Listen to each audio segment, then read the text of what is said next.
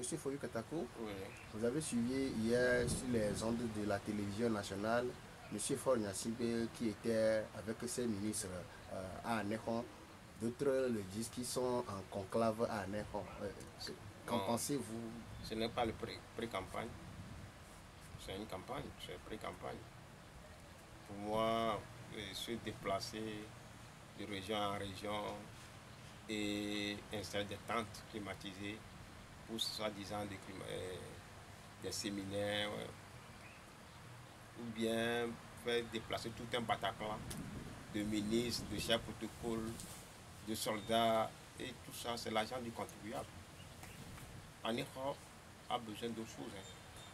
Anéron a besoin des routes.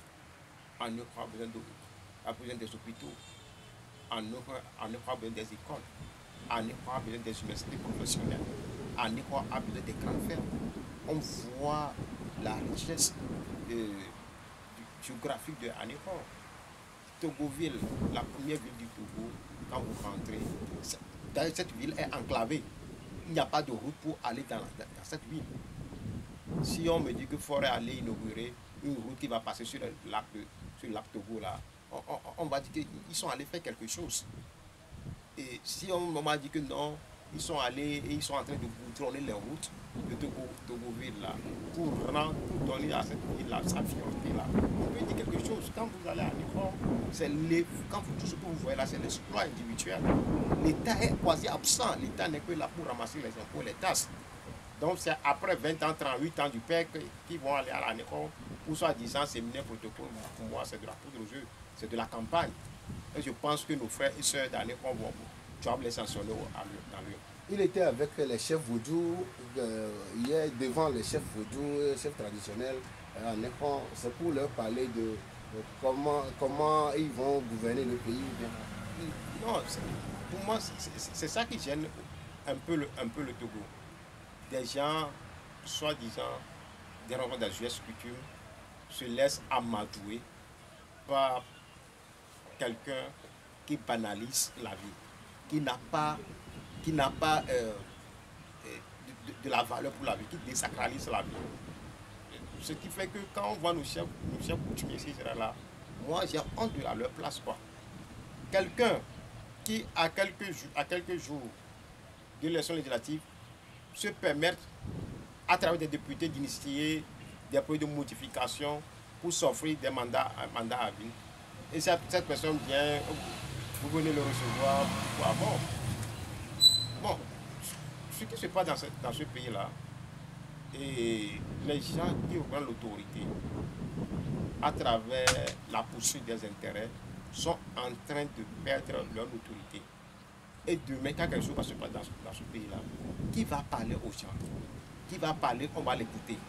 C'est ça le problème. Donc, ils ont déjà détruit ce qu'on appelle la place des chefs des coutumes dans nos sociétés. Quand vous allez, ils n'ont plus de valeur. Ce sont des pacotis. Ils sont là pour la décoration, pour prendre une photo, pour être filmés, c'est tout. Monsieur Foyu Katako, vous avez suivi aussi au niveau de l'Assemblée nationale, ils ont fait voter, renouveler le bureau exécutif de la CNDH. Vous avez suivi ça le vendredi dernier? Oui, on a suivi. Je ne sais pas qu'est-ce que c'est leur droit, ils ont la légitimité de faire ça. Cette assemblée a terminé son mandat. Ils sont dans les mandats de prolongation. Pourquoi cet empressement-là a profité de ces députés nommés pour qu'on puisse avoir des CNDH, des gens qui sont tendance vers ou bien qui laissent faire. Je m'interroge. Ceci doit nous pousser, nous les Togolais, à se mobiliser massivement, nous qui avons les cartes de lecteurs, à se mobiliser massivement, à aller vous sanctionner ce régime-là dans le. C'est le seul pouvoir qu'on a pour l'instant. Si on en a marre, on doit sortir dans la rue pour dire non. Mais nous devons nous mobiliser pour aller les sanctionner dans le. Ceux qui n'ont pas pu avoir leur carte de lecteur, parlons aux gens qui ont leur carte de lecteur. Mobilisons-les. Mettons nos moyens à leur service. Chaque Togolais doit aller sanctionner ce régime-là dans l'heure. Et nous devons nous battre, même au péril de nos vies, pour que nos voix soient respectées. Si cette élection où on n'a pas eu de cartes d'électeurs, et on a vu le problème des cartes d'électeurs, et beaucoup de Togolais qui ont voulu faire les cartes d'électeurs n'ont pas pu. Et c'est maintenant qu'ils veulent transformer l'Assemblée nationale en organe électif du président. Je pense qu'ils sont en train de nous lancer un message. Le jeu ne doit pas être joué en 2025, mais le jeu doit être joué maintenant. Si on attend 2025 pour dire que nous allons en Fort Gnassingbé, on se trompe. 2025, c'est 20 avril 2024. 2025, c'est 20 avril 2024.